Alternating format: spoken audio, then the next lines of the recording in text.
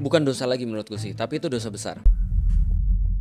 Ini jumlah korban meninggal per hari ini sudah 960 orang lebih di Sumatera Barat, Sumatera Utara, dan juga di Provinsi Aceh. Dan kita juga melihat bahwa di media, di sosial media, kok nampaknya tidak ada peningkatan kecepatan dalam hal penanganan.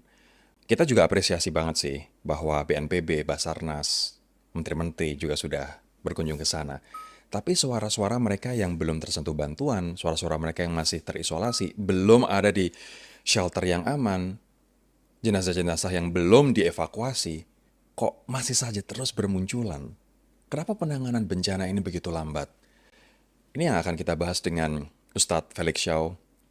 Ha, Kita pengen bahas hulunya dulu deh. Oke, Pembabatan hutan oke, yang awalnya mm-mm.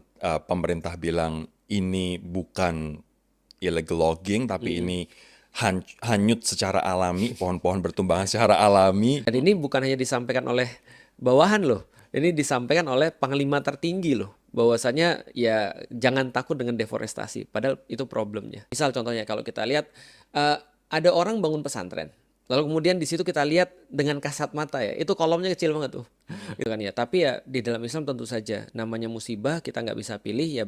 Bagi mereka perspektif mereka ya cuma satu yang mereka harus lakukan, mereka bersabar atas musibah yang menimpa mereka. Tapi kita harus ingat bahwa kata-kata sabar atas musibah itu bukan dikatakan oleh pemerintah, tapi layak cuma dikatakan oleh korban.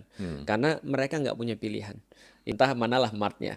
Lalu kemudian gua bayar tukang parkirnya, itu gue bayar 50.000. Itu baru gue kasih 50.000 aja, orang langsung siap bos, hati-hati bos di jalan bos, sehat-sehat terus bos, gitu kan ya. Berarti di dalam kepala dia bahwasanya dia lagi bersaing dengan rakyat.